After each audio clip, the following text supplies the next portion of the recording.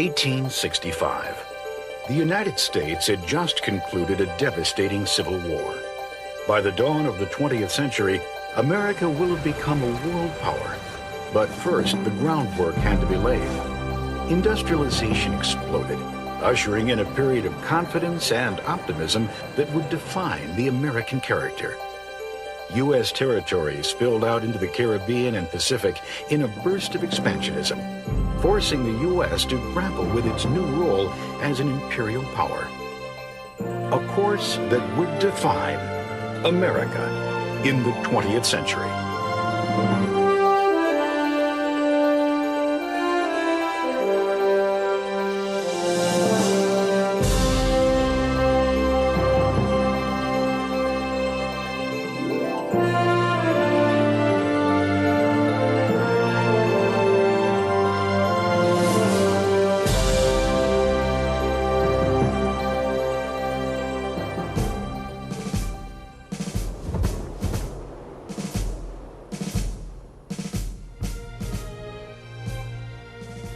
European nations had long established imperial colonies.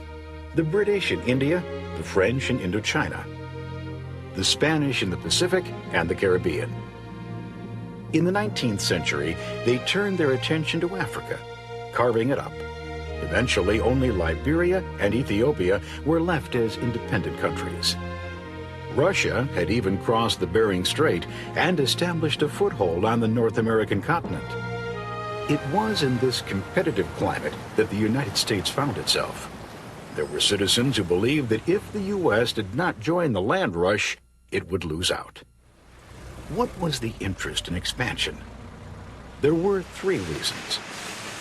The most important was economic. During the Civil War, the U.S. had greatly increased its production of manufactured products, dictating a desire to find new markets abroad and a need for more raw materials. The second reason was military strength. Some believed that if the U.S. lacked powerful armed forces, it would not be able to defend its economic interests. The third reason was the belief in the racial superiority of Anglo-Saxons, white people of English descent, especially the British and their American cousins. In the late 1800s, many British and Americans believed it was the white race's God-given duty to civilize and Christianize the so-called inferior peoples of the world. British writer Rudyard Kipling's poem, The White Man's Burden, appeared in McClure's magazine, romanticizing this idea. Take up the white man's burden, send for the best ye breed. Go, bind your sons to exile, to serve your captives' need. To wait in heavy harness on fluttered folk and wild, your new-caught, sullen peoples, half devil and half child. The expansionist philosophy was far from universal. A group of educators, writers, and social activists who called themselves anti-imperialists opposed expansion. They believed that imperialism was a threat to the American value system, that a democracy should not keep other countries in servitude. Activist Jane Addams castigated Kipling. To protect the weak has always been the excuse of the ruler and tax gatherer, the chief, the king, the baron, and now at last of the white man. The anti-imperialists also highlighted practical issues, the huge cost of maintaining army and navy, and the fear that expansion would take jobs away from U.S. workers. The late 19th century saw three particularly key expansionist events that set an imperialist mood for the 20th century.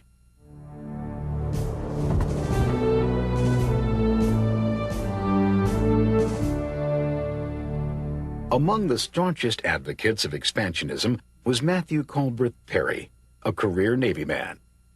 Perry recommended that the United States take active measures to secure a number of ports in the Pacific where they could refuel their coal-burning steamships. The island nation of Japan seemed ideal. There was one major problem. Japan had been closed to foreigners for over 200 years.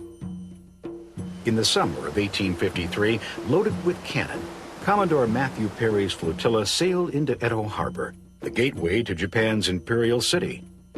In a rosewood box wrapped in silk, Perry delivered a letter from President Fillmore asking the Japanese to open trade, to give fair treatment to shipwrecked sailors, and allow the U.S. the opportunity to refuel in Japanese ports. Along with the president's letter, Perry sent a cautionary one of his own. Many of the large ships of war destined to visit Japan have not yet arrived in these seas, though they are hourly expected.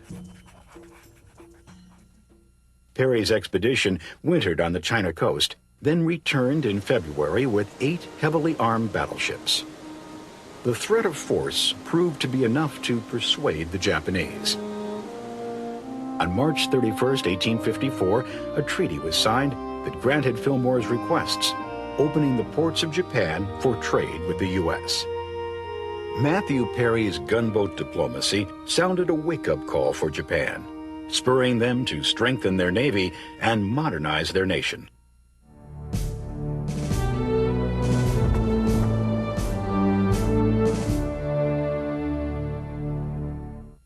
Another method of attaining territory was to buy it.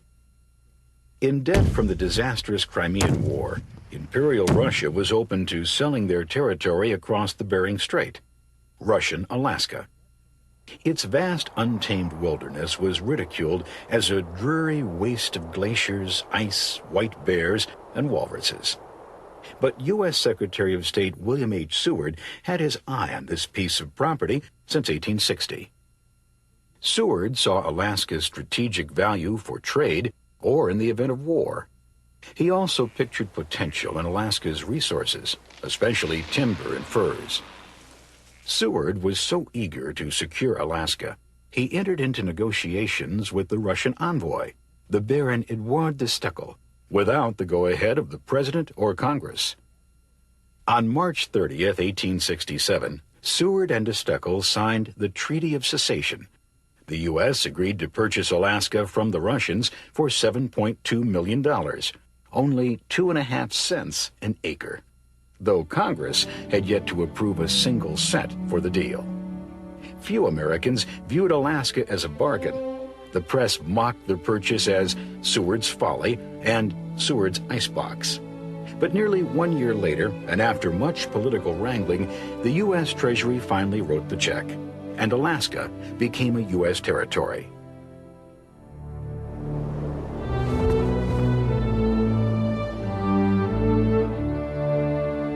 While the acquisition of Alaska was a cordial affair, other expansionist yearnings proved more troubling. Such was the case in Hawaii. In the early 1800s, missionaries from New England made the arduous journey to Hawaii to spread Christianity. They misinterpreted the Hawaiian culture, believing that living in a paradise had kept the Hawaiians from progressing. Instead of grasping all he can get, he divides with his neighbor and confidently expects his neighbor to divide with him. While the native Hawaiians were content to live in their traditional ways, a growing influx of Americans was busily building huge plantations, railways, docks, and hotels. They soon dominated the island's economy and made their influence felt in government. In January 1891, Hawaii's native king Kalakaua died, and his sister Liliuokalani ascended to the throne. Although she was educated in the U.S., she rallied against U.S. rule. Hawaii for Hawaiians. In 1893, American plantation owners plotted a revolt with the help of U.S. Ambassador John L. Stevens. When the U.S. battleship Boston arrived, Queen Liliuokalani saw that resistance was hopeless and sadly surrendered her throne. The Americans assembled their own government, with Sanford B. Dole as the president. U.S. Ambassador John L. Stevens reported to Washington. The Hawaiian pear is now fully ripe, and this is the golden hour for the United States to pluck it. President Grover Cleveland, however, opposed the annexation of a sovereign nation and tried in vain to restore Liliuokalani to the throne.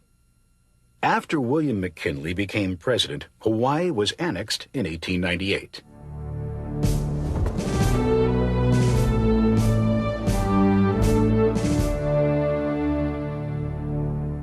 In 1901, the influential Admiral Alfred T. Mahan became a military advisor to President McKinley. Mahan was best known for his book, The Influence of Sea Power Upon History, 1660 to 1783.